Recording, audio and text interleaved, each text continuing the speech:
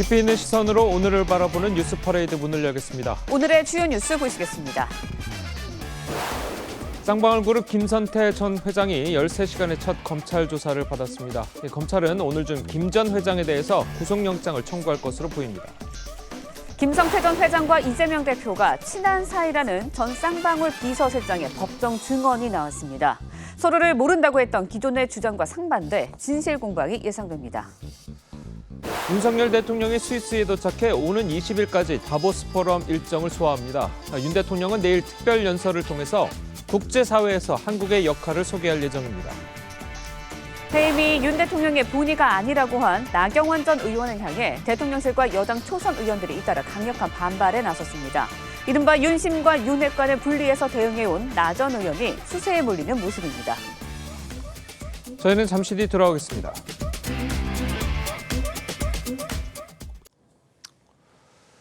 국내로 압송된 쌍방울그룹 김성태 전 회장이 13시간에 이르는 고강도 검찰 조사를 받았습니다.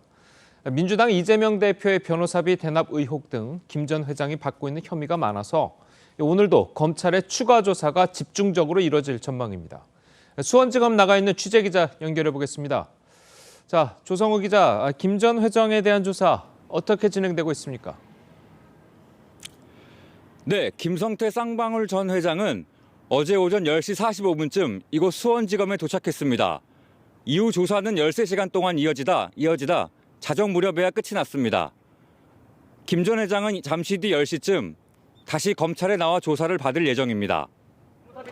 어제 조사에서 검찰은 김 전 회장 체포영장에 기재된 횡령 배임 혐의를 집중 추궁했습니다. 사전에 준비한 질문지를 토대로 계열사 전환사채를 이용해 회사 돈을 빼돌렸는지 여부를 캐물은 겁니다. 김 전 회장은 진술 거부권을 행사하지 않고 검찰의 질문에 답을 했지만 각종 혐의에 대해선 부인한 것으로 전해집니다.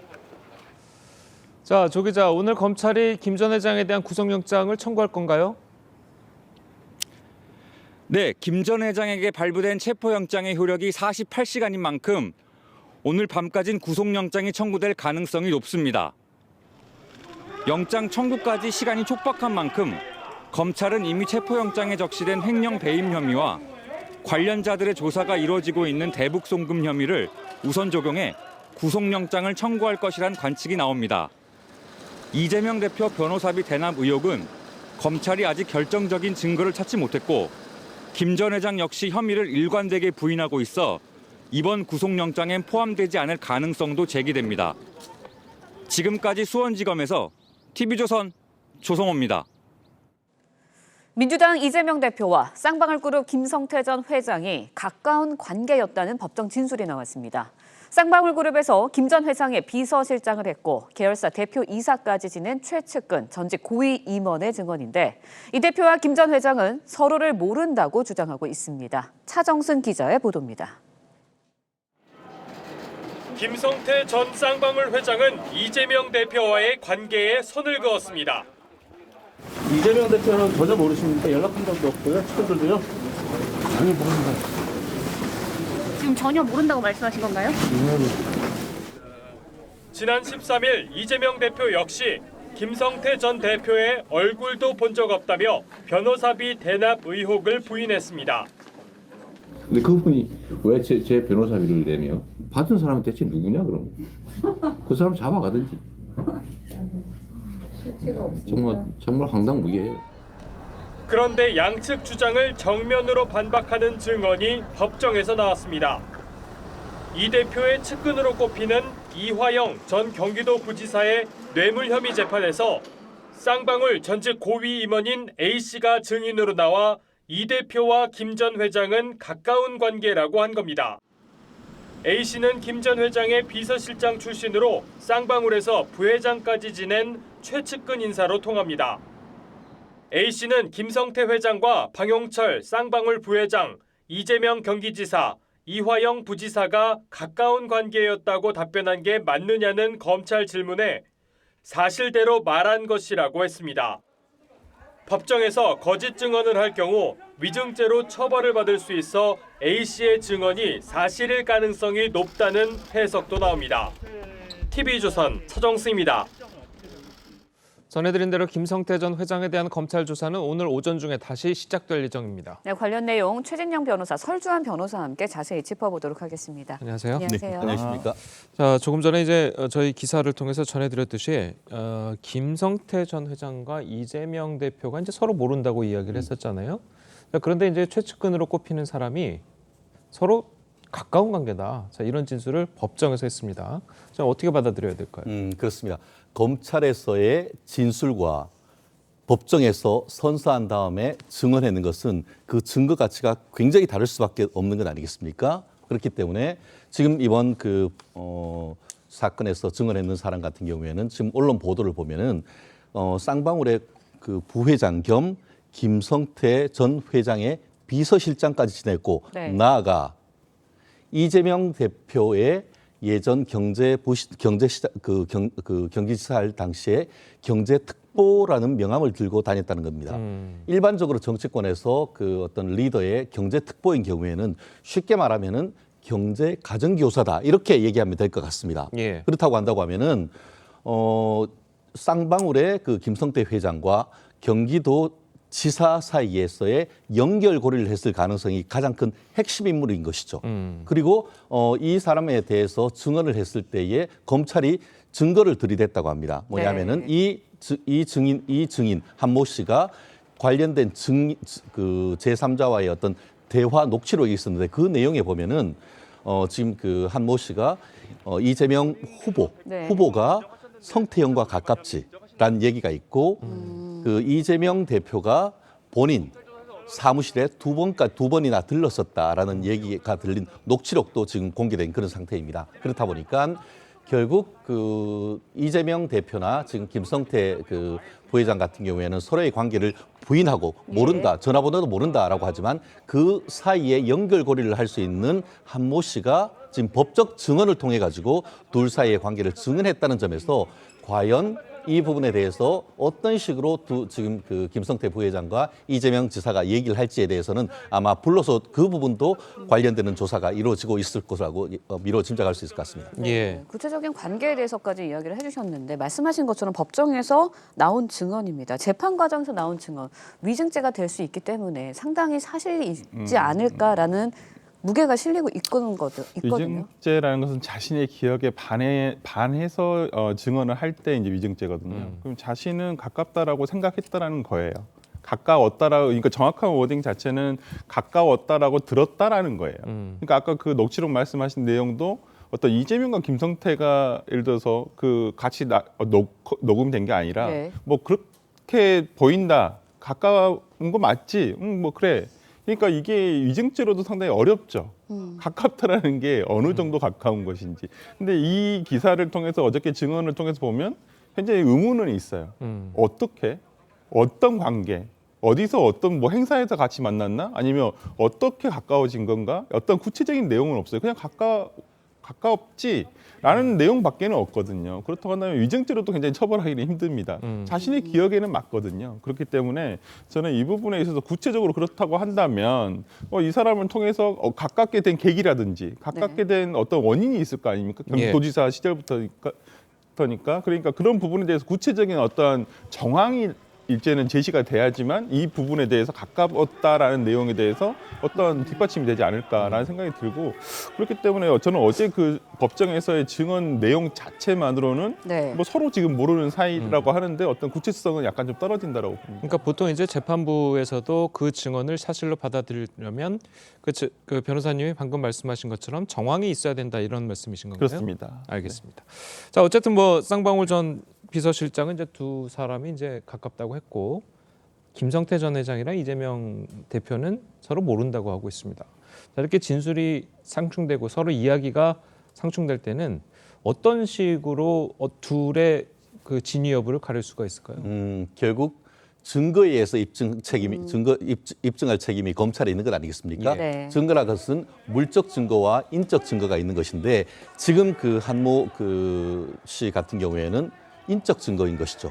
결국 말씀드린 것처럼 이재명 그 경기지사의 경제특보이자 그와 동시에 그 쌍방울 그 김성태 부회장의 비서실장이었으면서 둘 사이에서 가장 핵심적인 역할을 했다고 한다고 하면은 그 사람의 말은 직접 경험한 것을 얘기를 했을 것이고, 그리고 친하다고 하는 근거를 아마 그 검찰에 얘기했을 가능성이 매우 높은 것 같은데요. 예. 나아가서 물적 증거도 있지 않을까 싶습니다. 아마 그 지금 이재명 지사 같은 경우에는 난 휴대폰도 번호도 없다 뭐 얘기를 하고 있기 때문에 결국 우리가 요즘 가장 핵심적인 증거가 그러니까 물적으로 해서 휴대폰 통화 내역이라든가 예. 아니면 뭐 카카오톡이나 아니면 그 문자 메시지 내역을 비롯해서 직접 서로가 하지 않았다고 하면은 제3자를 통해서 이제 그 주고받은 통화 내역이라든가 이런 물적 증거가 있을 가능성이 있고, 나아가서 자금 흐름을 조사했을 가능성이 클 것 같습니다. 결국 어떤 그 사이에 단순히 이제 서로 만난 것을 넘어서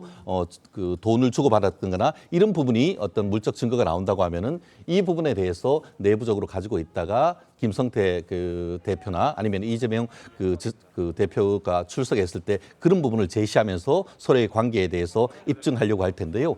물론 뭐 그 부분에 대해서 자백할 수도 있고 부인할 수도 있는데 어쨌든 간에 그에 대한 입증 책임은 검찰에 있는 건 맞습니다. 다만 친하다고 했는데 지금 설 변호사님 말씀처럼 구체적으로 그 친하다고 할 수 있는 그 객관적인 증거가 무엇인지 이것을 검찰이 가지고 있는지가 관건이 될 것 같습니다. 알겠습니다. 네, 이 대표와 김 전 회장 관계 물적 증거에 대해서 말씀을 해주셨는데 어제 김성태 전 회장 첫 검찰 조사에서 주로 배임 횡령 혐의를 집중적으로 조사하고 이재명 대표의 변호사비 대납 의혹은 좀 조사가 됐다는 얘기는 들리지 않고 있습니다.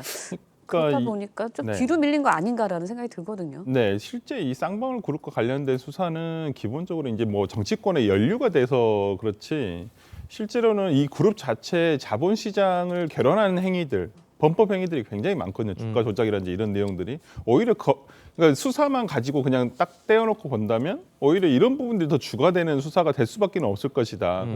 그렇다고 한다면 저는 뭐 이재명 세간의 뭐 우리에게 뭐 관심은 이재명 대표와 정말 변호사비 대납이 있었는지 여부가 항상 관심이었지만은 실제 수사하는 입장에서는 위법적인 사항들은 오히려 그쪽에 훨씬 더 많다고 볼 수도 있거든요. 그렇다고 한다면 먼저 명백한 것부터 먼저 정리를 하고, 또 조금 이게 그 희미한 아니면 약간은 조사가 필요한 내용들은 좀 뒤로 순위를 밀려서 아마 조사를 하지 않을까. 어차피 지금 이 쌍방울 그룹과 관련된 김성태 회장과 관련된 수사는 어차피 구속 기소를 할 예정으로 제가 봤을 때는 있지만은, 그렇다고 구속을 하게 된다면 최장 20일까지는 조사를 할 수 있게 돼 있습니다. 그렇다고 한다면 명백한 것부터 먼저 정리를 한 다음에 그다음에 구속 기소를 한 이후에도 다른 혐의, 예를 들어서 뭐 변호사비 대납과 관련한 혐의라든지 또 다른 혐의들 이런 것들에 대해서 추가로 계속 수사를 할 수가 있거든요. 그렇다고 한다면 그 부분에 대해서 추가 기소를 할 생각이 있을 거라고 저는 검찰에서 봅니다. 굉장히 제가 듣기로도 많은 위법사항이 있다라고 제가 듣고 있어서, 그렇다고 한다면 일단은 구속을 했기 때문에 기소를 하기 위해서는 명백한 것부터 정리를 해서 일단 재판에 넘긴 다음에 나머지 부분에 대해서 계속 진행하지 않을까라는 생각을 해봅니다. 예, 자 그래도 이렇게 언론이나 국민적 관심이 김성태 전 회장에게 쏠린 이유는 이재명 대표의 변호사비 대납 의혹이 가장 큰 이유가 아닐까 싶은데, 자 그것을 검찰도 모르진 않을 텐데 검찰이 수사에서 과연 이 부분을 어떤 식으로 이끌어갈까가 궁금하거든요. 그렇습니다. 이건 상당히 그 수사의 큰 흐름을 보면은 뭐 쉽게 그 의도를 알 수 있는데요. 한마디로 자금 흐름 조사, 후 용초 조사 이렇게 그 얘기를 하면 될 것 같습니다. 왜냐하면은 지금 김성태 그 전 쌍방울 회장 같은 경우에 지금 거액의 1,000억이 넘는 돈의 배임 횡령, 그리고 나아가서 해외 재산으로 빼돌린 것, 거기 나아가서 지금 얘기하신 것처럼 이재명 그 대표의 변호사비 대납 의혹 이런 부분인데 결국 다 돈에 관한 것입니다. 그렇기 때문에 그 쌍방울로부터 나온 돈이 어떤 식으로 흘러갔는지에 대한 조사가 먼저 하다 보니까 지금 같은 경우에도 배임 횡령에 대한 수사가 먼저 이루어질 수밖에 없는 것이죠. 그렇게 해서 돈이 정상적으로 나가는지 여부를 확인한 다음에는 그 돈이 어디에 쓰였는지에 대한 얘기를 하면서 뭐 640만 불 같은 경우에는 중국으로 지금 해외에 유출돼서 북한에 있는 관계자들한테 전달됐다는 그런 내역과 함께 그 돈이 특히 이제 보면은 뭐 그 전환 사채를 통해 가지고 이제 그 부분의 일부를 이재명 그 경기지사 당시 변호사비를 한 23억 정도 그 변호사에게 지급돼 있는 이 흐름에 대해서 사용처에 대해서는 오늘 이제 조사가 되면서 자연스럽게 변호사비 그 사용으로 그 대납 의혹으로 이어질 수 있는 부분이기 때문에 어제는 자금의 어떤 배임 횡령과 관련되는 흐름의 조사, 오늘은 그에 대한 용처 조사를 하면서 그중에 하나로서 이재명 대표의 변호사비 대납 의혹에 대해서도 오늘 조사가 이루어질 것이라고 예측이 되는데요. 다만 한 가지 그 전략 같은 경우에는 아까 지금 그 설 변호사님 말씀처럼 검찰이 구속해서 조사할 수 있는 게 10일, 10일, 최대 20일입니다. 근데 그 사이에 이걸 다 조사하지 못할 경우들 예비를 해서 추후에 추가적으로 불러서 조사하고 또 거기에 따라서 이제 구속영장을 청구할 수 있는 그거에 대비를 해서 일정 부분 조사 내용을 조금 더 밀어놓을 수 있는 그런 전략적 선택을 할 수 있기 때문에 오늘 조사에 대한 어떤 그 후문을 나오는 걸 보면은 좀 더 자세한 것을 알 수 있을 것 같습니다. 알겠습니다.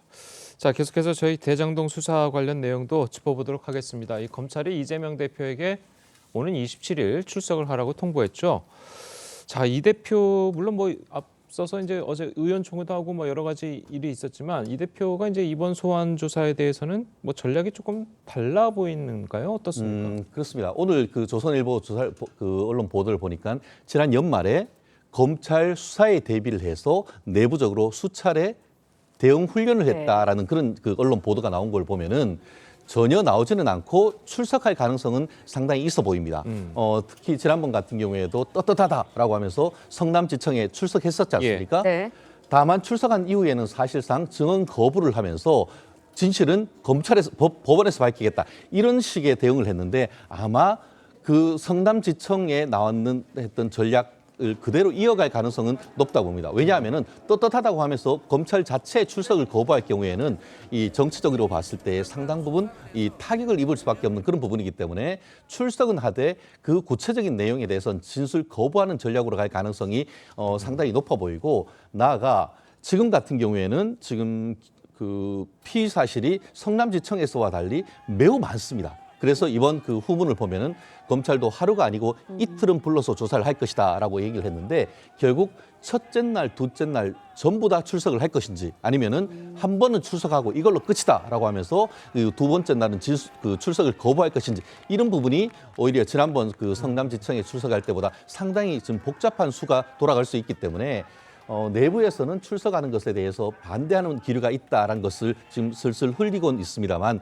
그럼에도 불구하고 그와 같은 내부적인 반발에 도 불구하고 나는 나간다라는 그런 어떤 모습을 보이면서 검찰에 출두할 가능성은 저는 매우 높다고 봅니다. 알겠습니다. 네, 소환 조사에 임할지 관심이 쏠리고 있는데 검찰이 이제 대장동과 위례신도시 의혹과 관련해서 정진상 전 실장 또 유동규 전 본부장을 조사한 것으로 전해졌습니다. 그러니까 이 부분에 대해서는 뭐 이제 출석 관련해 가지고는 아마 27일 날 출석은 불가할 것으로 알고 있습니다. 제가 알기로는 당 지역 행사가 경기도에서 제가 현장 최고위원회가 열리는 것으로 개최하는 것으로 지금 알고 있어서요. 이미 예정된 행사라서 아마 제가 봤을 때는 27일 날 출석은 불가할 것으로 알고 있고 이제 30일 날도 아마 제가 알기로는 당 행사가 잡혀 있는 것으로 알고 있어서 그 뭐 현실적으로 출석은 그 날짜에는 좀 힘들지 않을까 싶고요.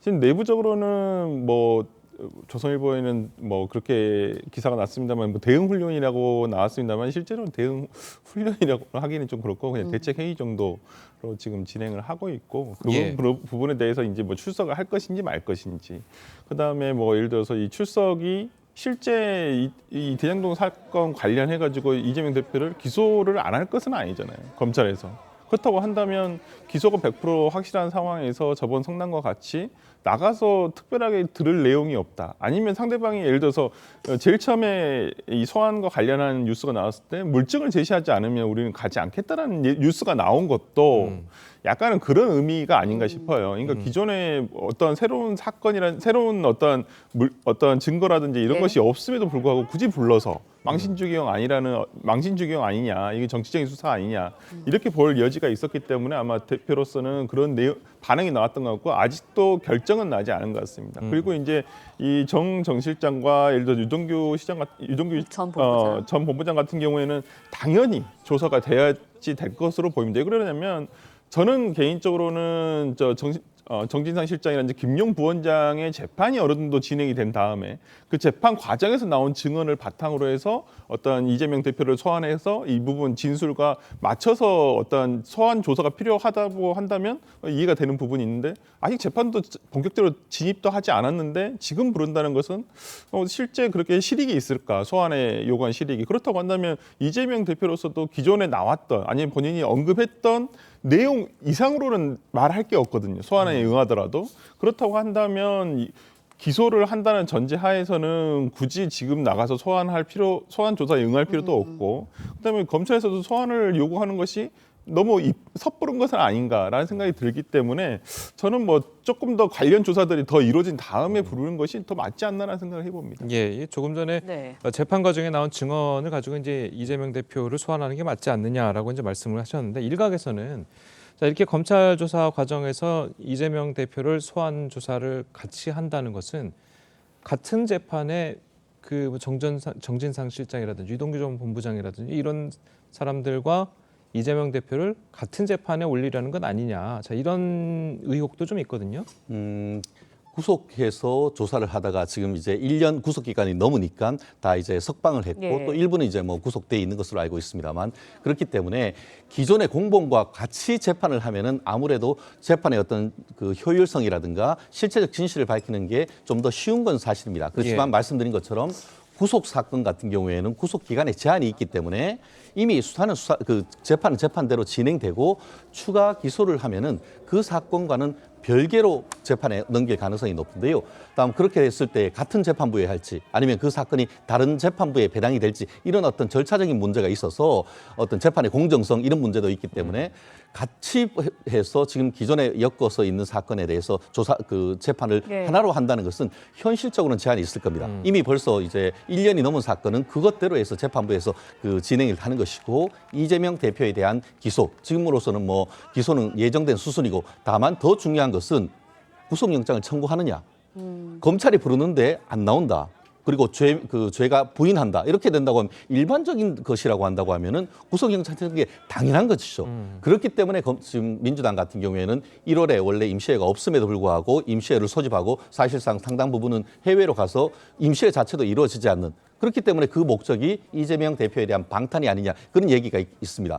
결국 일반적인 케이스라고 한다고 하면은 검찰이 나오지도 않고 나왔어도 진술 거부권을 행사하면서 모르쇠로 일관한다고 하면은 구속영장 치는 건 너무나 당연한 수순이거든요. 그렇기 때문에 이재명 대표 입장에서는 정치적인 측면도 생각하지만 어떤 국민에 대해서 어떤 뭐 본인 스스로가 불체포 특권에 대해서 네. 없애야 된다라고 했던 그런 얘기가 있기 때문에 아마 출석할 가능성이 높고 이미 많은 부분 기초적인 자료나 다 이런 부분이 조사돼 있기 때문에 최종적인 정점으로서의 어떤 이재명 대표에 대한 소환 조사는 정당하다 저는 그렇게 생각합니다. 예, 알겠습니다. 자, 오늘 변호사님들 말씀은 여기까지 듣겠습니다. 잘 들었습니다. 고맙습니다. 예, 어제 저녁 서울 성북구의 한 다세대 주택에서 불이 나서 주민 7명이 구조가 됐습니다. 부산에서는 박스 제조 공장과 다세대 주택에서 화재가 발생했습니다. 밤사이 사건 사고 소식 김예나 기자가 전해드립니다. 시커먼 연기가 다세대 주택 2층에서 뿜어져 나옵니다. 미처 빠져나가지 못한 주민은 창문 틀에 위태롭게 앉아있다 출동한 소방관에게 구조됩니다. 안에 요구도가 있대요.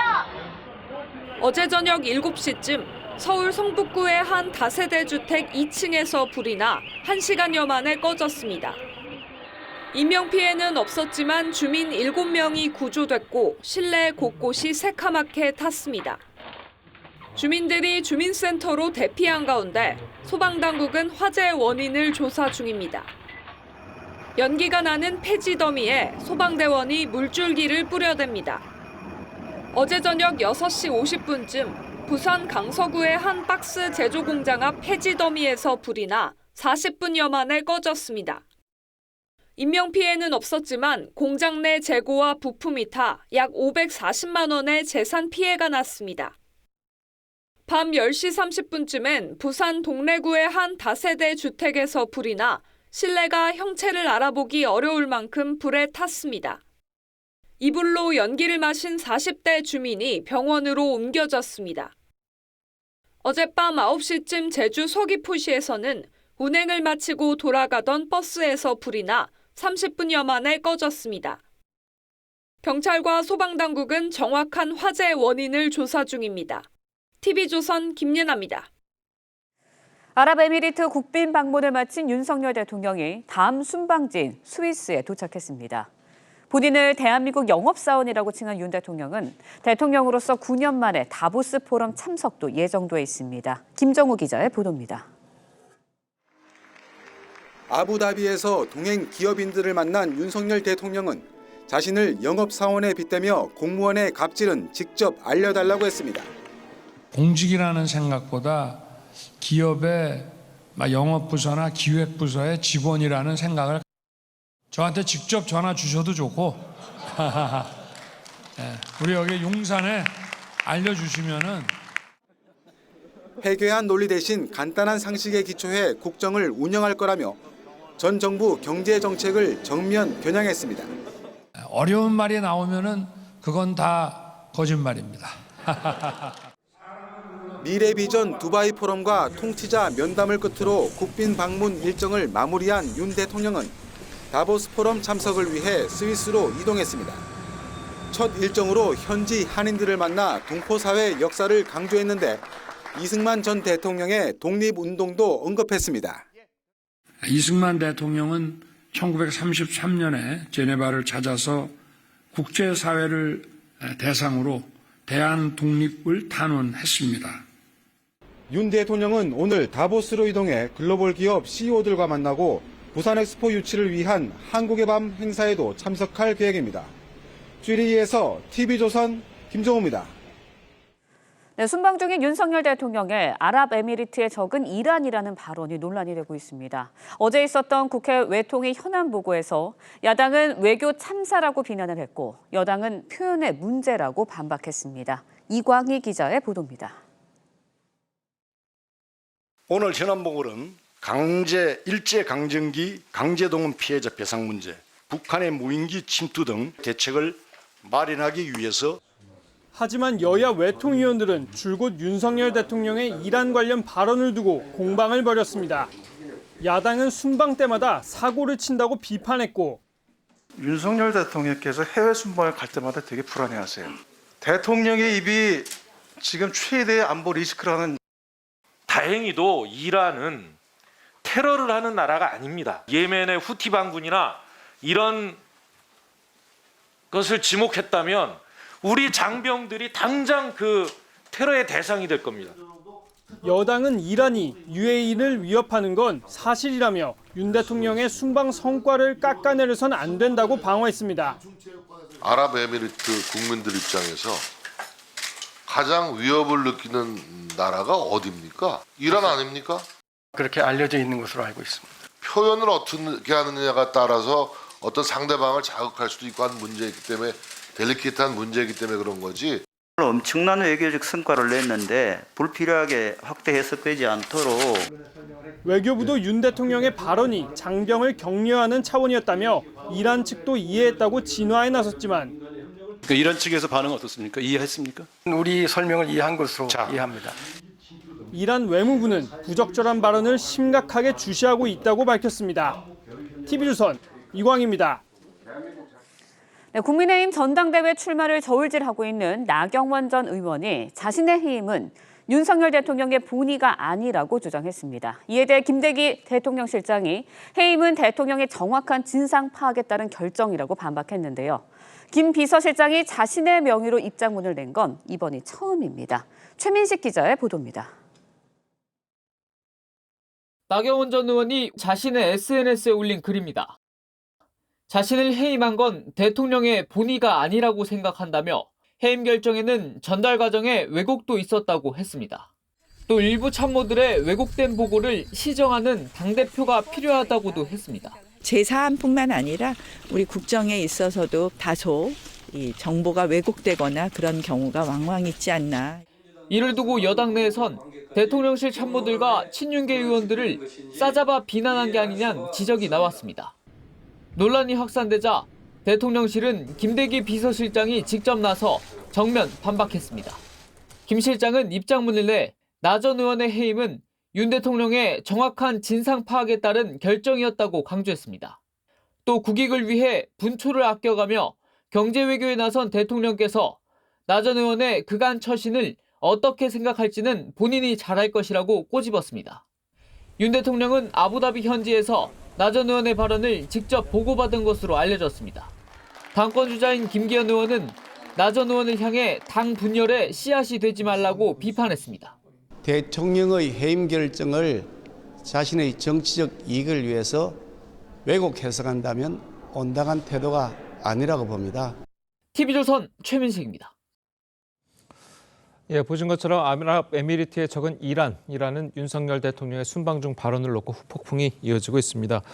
두 분과 함께 정치권 소식을 자세하게 짚어보도록 하겠습니다. 민현주 전 새누리당 의원 그리고 김두수 시대정신연구소 대표 나오셨습니다. 안녕하세요.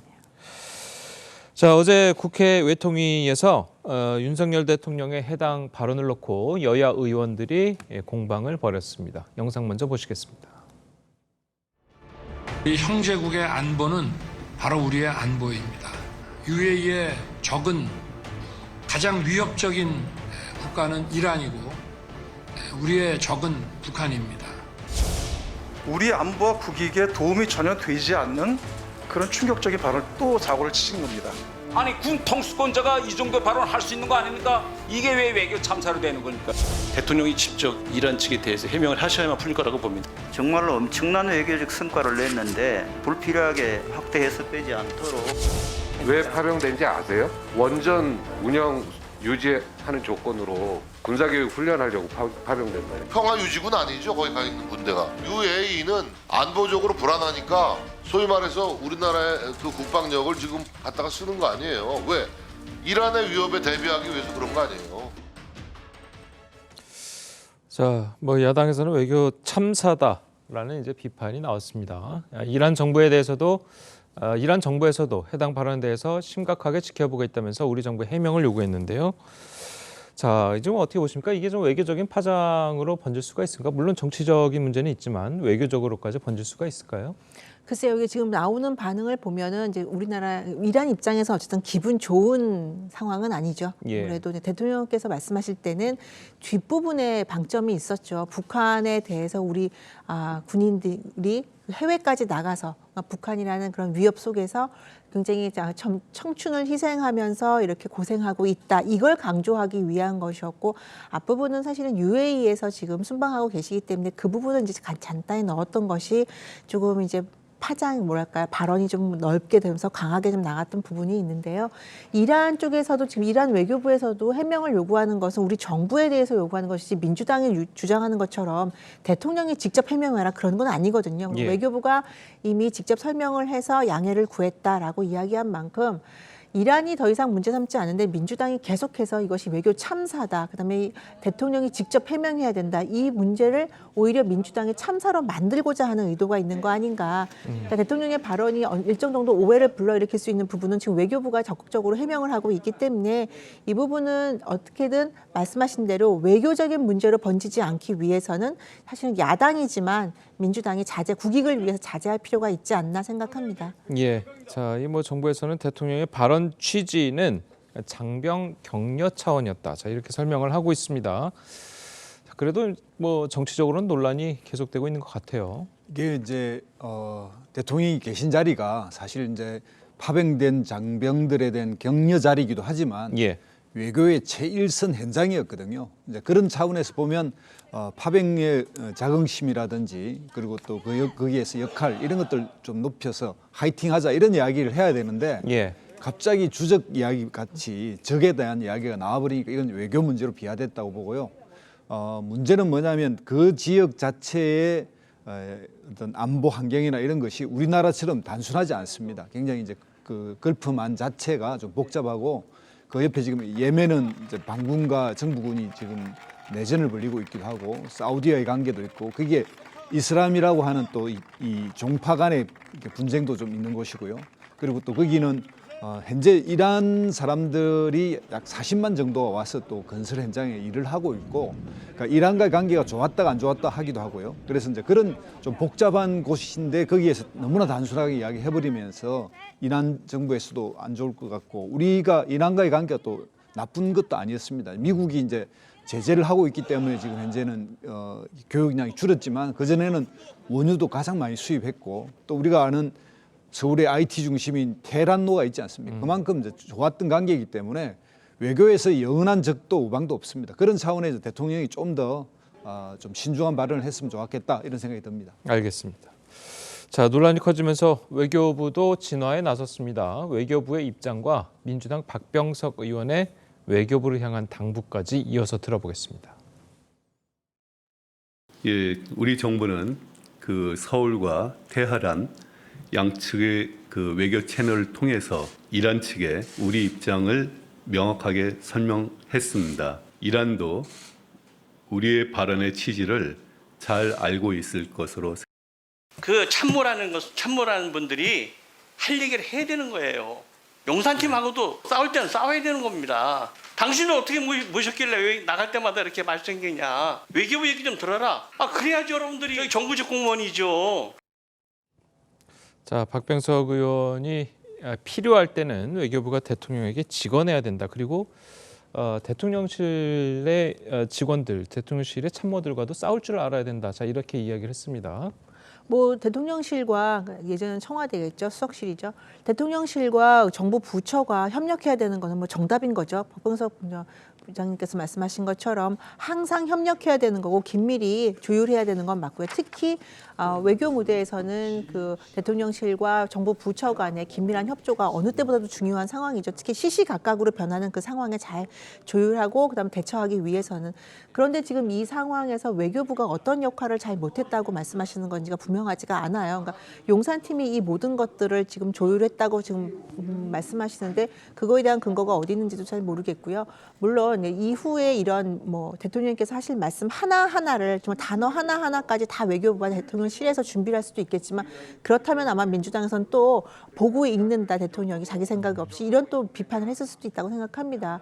그래서 이 문제의 핵심은 일정 외교부가 뭐 아무 일도 하지 않았고 용산팀에 밀려서 아무것도 제 역할을 하지 못한다라는 것보다는 이 상황에서 대통령께서 이제 물론 말씀에서 조금 더 강조하는 부분이 잘못 나갔고 그래서 그것이 성과를 다른 굉장히 큰 투자 성과를 이뤄낸 것들을 가리게 되는 이 상황이 되었고 그리고 이제 상대국에 대해서 약간의 오해를 불러일으키는 이런 상황들은 있지만 민주당이 이것을 너무 과대 포장을 해서 마치 우리나라가 대통령이 엄청난 외교적인 실수를 한 것처럼 이렇게 만드는 이 과정에 대해서도 한번 민주당에서는 국익 차원에서 좀 반성을 해볼 필요가 있지 않나 싶습니다. 알겠습니다.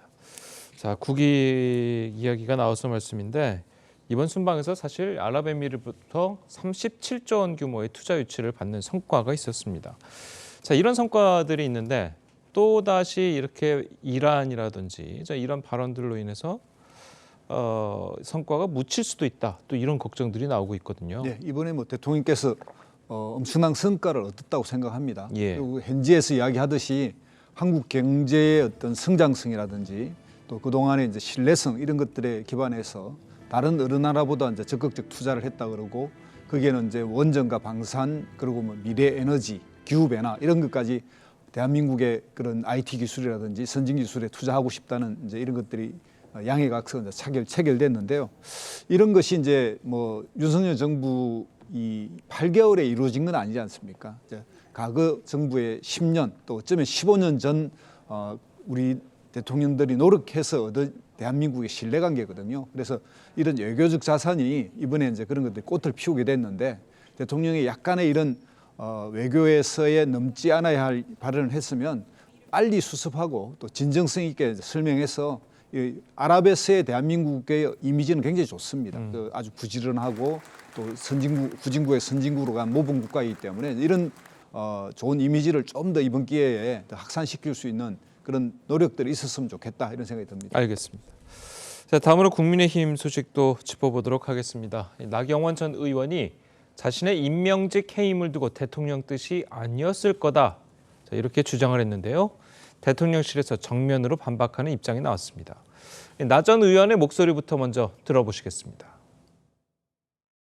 해임이 대통령의 본의가 아니다 이렇게 말씀하셨는데 다소 이 정보가 왜곡되거나 그런 경우가 왕왕 있지 않나 이런 말씀들이 포함되어 있다 이렇게 생각을 하시면 될 것 같습니다. 인해권을 겨냥한 거란 해석도 있는데 대통령께 정보를 전달하는 분들은 꼭 누구라고 특정하는 것은 맞지 않다고 생각을 합니다. 정확히 언제 출마 여부에 대해서 공식화하실 건지 조금 더 시기를 봐주시면 좋겠습니다. 이제 거의 저의 결심은 섰습니다. 예, 이 대통령 들으셨지만 이 대통령실에서는 나 전 의원의 해임은 윤 대통령의 정확한 진상 파악에 따른 결정이었다. 자, 이렇게 입장을 내놨습니다. 자, 해외 순방 중에 이런 입장문이 대통령실에서 나왔다는 것은 그만큼 대통령실이 이 문제를 심각하게 보고 있다. 네. 이렇게 받아들여도 되는 거겠죠? 아무래도 그렇겠죠. 사실 이례적인 입장문 발표긴 합니다. 그리고 즉각적으로 발표가 됐어요. 나경원 전 의원이 페이스북에 올린 이후에 바로 이제 발표가 됐는데요. 예. 그래서 저희 언론에도 보도가 됐고 기사화가 바로 됐죠. 근데 이 문제의 핵심은 저는 이거라고 봅니다. 나경원 전 의원이 대통령으로부터 이제 해임 통보를 받지 않았습니까? 그 상황이 자신이 해임을 하게 받는 것에 대해서는 물론 사표를 제출했지만 대통령이 자신에 대해서 뭔가 오해하는 부분이 있는 것 같다. 근데 그 오해하는 부분은 보고가 잘못 올라가서 그런 것이다라고 하기 때문에 결국에는 대통령의 눈과 귀를 가리는 세력들이 주변에 있고 그 세력이 주변에 있다는 건 결국 대통령실을 겨냥할 수밖에 없거든요. 가장 가까이서 직보하는 참모들이 대통령실이기 때문에요. 그래서 김대기 실장이 이것을 침묵을 했을 경우에는 결국엔 대통령이 잘못된 직보를 받고 잘못된 보고를 받고 있고 눈과 귀가 가려져 있고 잘못된 판단을 내리고 있다라는 결론에 이르고 국민들께서는 대통령이 뭔가 잘못된 결정을 내렸구나라는 오해를 할 수 있기 때문에 이 부분은 사실 바로 잡을 수밖에 없었다고 생각을 합니다. 그래서 나경원 전 의원이 어떤 부분에서는 좀 답답하고 억울한 부분이 있을지언정 사실은 대통령이 오판을 하고 있다라고 한 발언은 나경원 전 의원 입장에서는 좀 잘못된 판단이나 잘못된 언행이 아니었나 싶습니다. 예, 이 말씀하신 것처럼 어제 나온 입장문은 김대기 비서실장의 명의로 나왔습니다. 이 김대기 비서실장 명의로 나온 건 이번이 처음이잖아요. 그만큼 상당히 중요한 사건이다. 이렇게 봐는 거겠죠? 역대 정부에서도 이렇게 대통령 비서실장 이름으로 이런 입장문이 나온 건 처음인 것 같아요. 그리고 이제 대통령 비서실장은 정무직이긴 하지만 사실 공무원입니다. 공무원은 선거에 개입해도 안 되고요. 정치적 중립을 지켜야 하고요. 대통령 참모로서 너무 적극적으로 이 사안에 대해서 발언하는 것은 명백하게 당무 개입의 일환으로 보이고요. 대통령의 뜻이라 하더라도 대체로 이런 일이 있을 때는 대통령이 직접 나중에 불러서 이야기한다든가 이렇게 해서 직접적으로 바로 이 방법을 안 하는데 이 부분에 대해서는 너무 성급하게 지금 이제 출마가 예상되고 있으니까 이걸 어떻게든 막아보려고 하는 이렇게 좀 더 적극적인 개입이다 이런 생각이 들어서 참 부적절해 보입니다. 김대기 실장의 명의가 좀 부적절해 보인다 그렇습니다. 이런 말씀이시죠? 자, 어쨌든 대통령실에서는 입장을 낼 수밖에 없는 상황이었다고 이제 민 의원께서는 이제 말씀을 하셨는데 나 전 의원이 이제 이런 입장문이 나오고 나서는 이제 드릴 말씀이 없다. 자, 이 정도로만 이제 마무리를 했습니다. 이 속내가 어떨까요? 왜냐하면 이 대통령실에서 이런 입장문을 낼 수밖에 없었던 것이 이제 말씀하신 거는 대통령의 당무 개입이라고 말씀하셨는데 오히려 대통령을 전당대회에 관련되는 이런 일련의 상황에 끌어들이려는 발언들이 아니었나라고 대통령실에서는 판단할 수도 있다고 생각을 해요. 예. 왜냐하면 나를 해임함으로 인해서 내가 전당대회 경선 과정에서 출마를 한다면 불이익을 받을 수도 있겠다라는 것이 나경원 의원 측의 아마 해석이 아닌가 싶습니다. 그렇다면 그래서 대통령으로부터 내가 해임당한 것이 아니다, 불신임받는 것이 아니다라는 걸 강조하기 위해서 대통령을 끌어들인 것이라고 대통령실에서는 판단했을 수 충분히 있기 때문에요. 대통령실에서 이런 즉각적인 반응에 아마 나경원 의원은 굉장히 당황했을 것 같아요. 그리고 앞서서도 이제 앞에 영상에서도 나왔지만 더 이상 드릴 말씀이 없다라고 한 부분도 이 부분에 대해서 대통령에게 어떤 누를 끼치려는 의도는 없었지만 결과적으로 관련해서 계속 연결되는 고리 그리고 이것이 전당대회의 분위기와도 연결되는 이런 상황에서 나경원 의원이 조금 침묵을 통해서 숨고르기를 들어간 것이 아닌가 싶습니다. 예. 자, 그동안 이제 나 전 의원 같은 경우에는 윤석열 대통령과는 가깝게 이른바 윤핵관이란과는 대척점을 치는 그런 모습을 보여왔었는데 이게 점점 본인의 의도와는 다르게 대통령 윤심에서 좀 멀어지고 있는 것 아니냐, 자 이런 이야기도 나오고 있거든요. 예, 대통령실의 이런 뭐 즉각적 반응 이런 것이 나경원 의원 입장에서 참 곤욕스러운 쪽으로 가고 있을 것 같은데요. 나경원 의원 입장에서 보면 다 같은 친윤이고 이 친윤 내에서 좀 더 이 대통령에 가깝다고 이야기하는 윤핵관들이 일부 왜곡하고 있거나 전당대회를 앞두고 뭔가를 잘못 전달하고 있다. 이런 이제 메시지를 내고 있는데요. 예. 그런 차원에서 나경원 의원의 입장에서는 대통령과 멀어지거나 대통령과 반대하는 쪽에 자기는 서지 않겠다는 걸 좀 분명히 했고, 이런 것에 대해서 어쨌든 지속적으로 좀 출마 선언 전에 이 상황을 정리해야겠다고 생각하니까 좀 더 적극적인 이제 대통령실 발언도 나오는 것 같습니다. 그런데 예. 이런 문제에서는 나경원 의원 입장에서 보면 수도권의 어떤 그 승리라든지 대통령 얼굴만 가지고 과연 총선을 치를 수 있겠느냐라고 하는 이런 부분, 그다음에 또 당내에 있는 너무나 윤핵관 편향적인 당이 되면 오히려 당의 어떤 지지율 상승에 문제가 될 수 있다, 이런 이제 정서도 있기 때문에 이런 것들을 고려한 지금 현재 행보를 하고 있지 않느냐, 이렇게 보입니다. 알겠습니다. 자, 그리고 대통령실 입장문이 나온 후에 국민의힘의 초선 의원들 63명 중 48명이 공동 성명을 냈습니다. 묵과할 수 없는 위선이다, 이 정치적 사기다. 자, 이렇게 굉장히 강도 높게 비판을 했는데요. 자, 이 사태는 어떻게 봐야 되나요? 초선 의원들이 중진이죠. 나경원 전 의원 중진, 사선 중진 의원이고 원내대표도 지냈던 그러니까요. 그런 굉장히 대선배인데 이렇게 성명서를 발표한 게 이례적이기는 하죠. 예. 근데 아마 초선 의원들 입장에서 어제도 이제 뭐 몇몇 초선 의원들이 실명이나 또는 익명으로 이제 인터뷰를 한 것을 보면, 제가 아까 앞서서 말씀드렸듯이 나경원 전 의원이 대통령을 이 전당대회 관련해서 이제 끌어들이려는 이런 부분에 대해서 분명히 선긋기를 해야 된다는 그런 필요성을 느끼는 것이 아닌가 싶습니다. 예. 죄송합니다. 발언의 수위가 조금 높은 거는 맞아요. 그럼 강하고요. 이게 이례적인 거는 맞는데, 아마 이번 전당대회에서 더 이상의 대통령이 전당대회 관련해서 대통령 이름이 오르락내리락하는 것, 대통령이라는 그 직책 자체가 입에 언급되는 것은 더 이상은 해서는 안 된다라는 그런 위기의식도 깔려 있는 게 아닌가 싶습니다. 예, 알겠습니다. 자, 그리고 뭐 나경원 전 의원은 이제 마음을 거의 굳혔다라고 이제 이야기를 했는데, 이 출마 여부에 대해서 정치권에서 여러 전망들이 나오고 있습니다. 들어보시겠습니다. 그러니까 당대표 출마 거의 외통수예요. 이미 출마가 거의 기정사실화 돼 있는데도 계속 뭐 간본다, 이제 이런 느낌을 주는 거죠. 이제 윤석열 대통령 위해서는 예. 이제 열심히 노력하겠지만 당 내에 이제 소위 윤핵관, 장제원 의원으로 대표되는 윤핵관하고는 거리를 두겠다. 지금 보면 친윤 반장 이런 식으로 이제 전략을 정리한 것 같아요. 예. 나경원 전 의원의 위상을 높여주고 있는 거 아닌가요? 아닌데 자꾸 저렇게 투사를 만들려고 그러는 것인지 좀 납득이 안 가요. 요즘에 하는 행태를 보면. 네. 어떻게 할지 모르겠지만 저 같으면 출마하겠어요. 해야죠. 자, 출마를 해야겠다는 이야기를 이제 들어보셨는데, 홍준표 대구시장이 이 발언이 좀 눈길을 끌고 있어요. 홍준표 대구시장 같은 경우에는 건물 투기 문제를 이제 들고 나왔거든요. 건물 투기 문제를 이제 들고 나오면서 나경원 전 의원이 출마를 하면 안 된다는 식의 언급을 해서, 과연 이 국민의힘 내부에서 너무 서로를 비판을 하는 것 아니냐라는 걱정도 나오고 있거든요. 이쯤 되면 이제 선거할 때 상대 진영에 대해서 공격하는 수준까지 가는 건데요. 홍준표 지금 대구시장 입장에서는 보면 과거에 이제 나경원 의원과의 좀 구원이 있긴 합니다. 예. 본인이 당 대표 시절에 이제 최고위원 사표를 던짐으로써 그 비대위로 간 그런 역사도 있었고요. 그다음에 이제 나경원 의원이 만약에 이게 당 대표가 되면 향후 이제 대권 후보가 될 가능성도 있기 때문에 그런 점에 이제 견제도 하고, 현재 친윤 대통령에게 확실한 자기의 메시지, 충성 메시지를 보이는 이런 측면도 있기 때문에 홍준표 대구시장이 여기에 좀 과도한 이야기를 내는 것 같습니다. 당내에서 좀 이런 확인되지 않은 사실을 좀 더 거론함으로써 좀 더 공식화시키는 이런 측면도 있기 때문에 상당히 위험해 보이기도 하고요.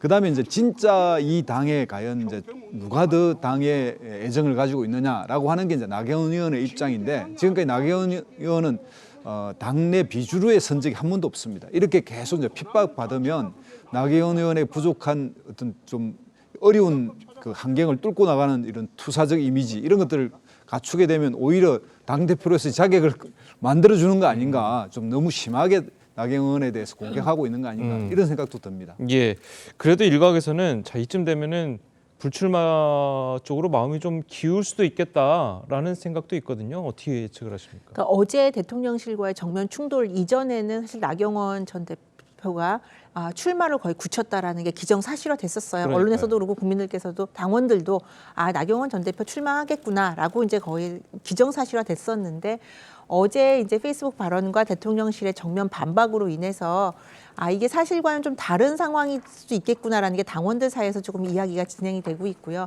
특히 대통령이 나에 대한 신뢰는 여전할 거야라는 나경원 전 의원의 이제 그 발언과 김대기 실장의 그 반박의 문제, 그것 때문에 아마 당원들의 좀 여론이 좀 달라질 수도 있다. 그래서 앞으로 나오는 여론조사 추이를 보면서 나경원 전 대표의 출마 여부가 조금 변수를 맞이하는 것이 아닌가라는 싶습니다. 그러니까 그 설 연휴 동안에 나올 수 있는 여론조사가 굉장히 분기점이 될 수 있겠군요. 그러니까 원래는 설 직전에 아마 결정을 내지 않을까 싶었는데 지금 대통령 순방에서 돌아오시는 거와 맞춰서 또 설 이후에 대통령 자리를 비운 상황에서는 발표하는 게 아니다라고 이제 발언을 했지 않습니까? 그러면 설 연휴 동안에 이제 설 민심에서 밥상 민심에서 어떻게 나경원 전 대표에 대한 여론이 형성되느냐, 그래서 직후나 아니면 설 연휴 뭐 마지막 정도의 여론조사가 발표될 것 같아요.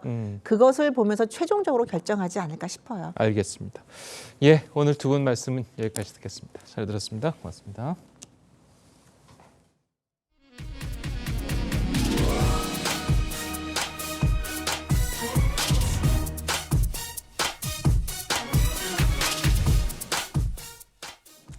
네, 서울 강남의 대표적 재건축 단지인 대치동 음마아파트 재건축 추진위원회가 공금을 GTX 반대 집회에 불투명하게 사용한 정황이 드러나 논란이 되고 있습니다.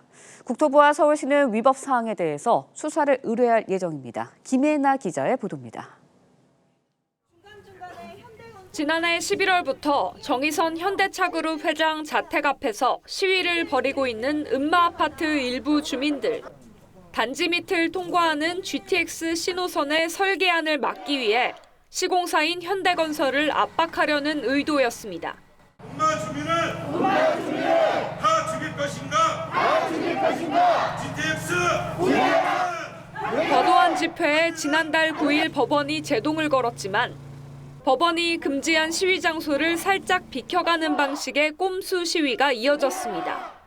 이런 상황에서 은마 재건축 추진위원회 등이 주민들의 공금을 불투명하게 사용한 정황이 드러났습니다. 1억 원에 가까운 공금을 반대 집회에 쓰면서 입주자 동의를 얻었다는 증빙을 남기지 않았고 집회 참가비를 주면서도 참가자가 집회 현장에 있었다는 증거를 누락한 겁니다. 이런 식으로 위반한 사항이 50건이 넘습니다. 주민들은 불만을 터뜨립니다. 안대를 써놓고 항상 사후에 의결을 시켜요. 모르는 사람들이 태반인 게 그 60% 이상이 외부 거주자예요.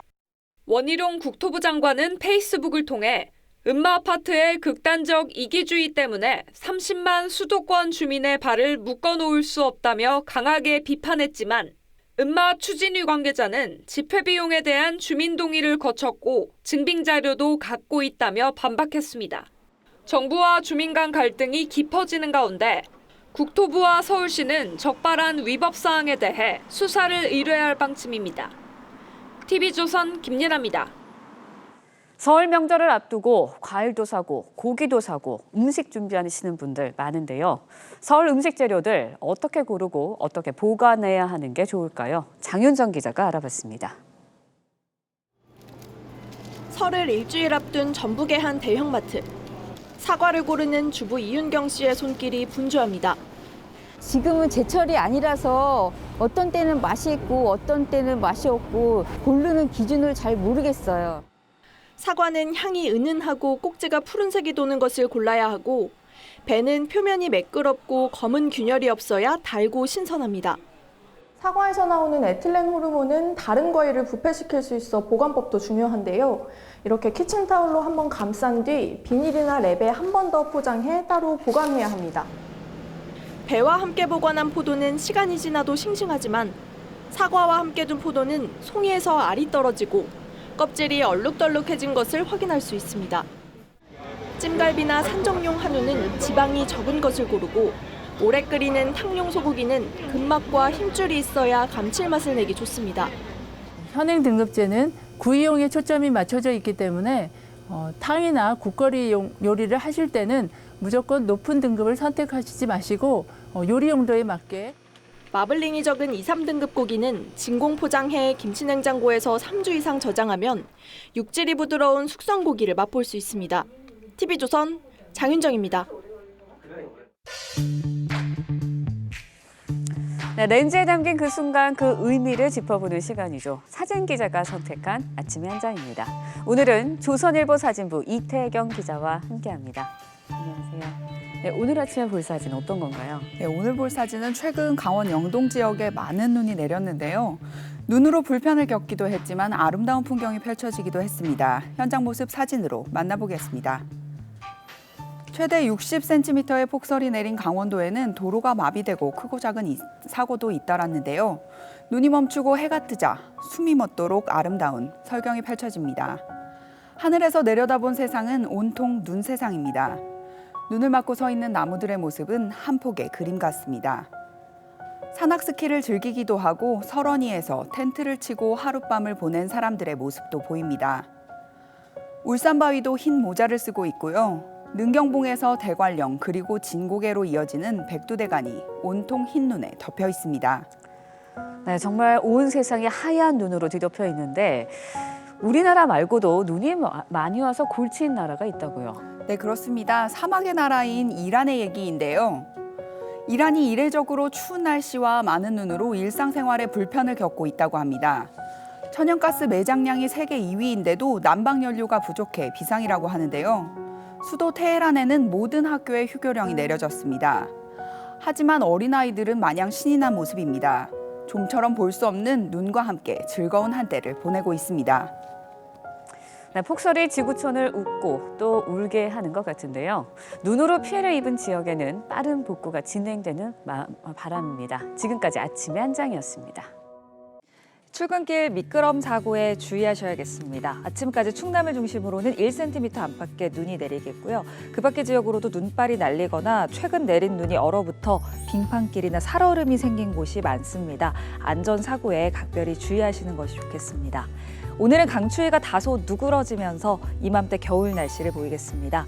낮 최고 기온 서울 2도, 대전 4도, 부산 7도로 어제보다 1도에서 4도가량 높겠습니다. 낮부터는 하늘 자체는 점차 맑아지겠지만 경기와 영서, 충북 지역은 종일 공기가 탁하겠고요. 서울 등 중서부 지방과 전북은 오전 한때 미세먼지 농도가 짙게 나타나겠습니다. 내일까지는 큰 추위 없겠지만 설 연휴가 시작되는 토요일에는 서울 아침 기온이 영하 10도까지 곤두박질하겠습니다. 들쑥날쑥한 기온 변화에 건강관리 잘해주시기 바랍니다. 날씨였습니다. 수요일 아침 뉴스 퍼레이드는 여기서 마치겠습니다. 네, 저희는 내일 아침 7시 30분에 다시 찾아뵙겠습니다. 시청해주신 여러분 고맙습니다.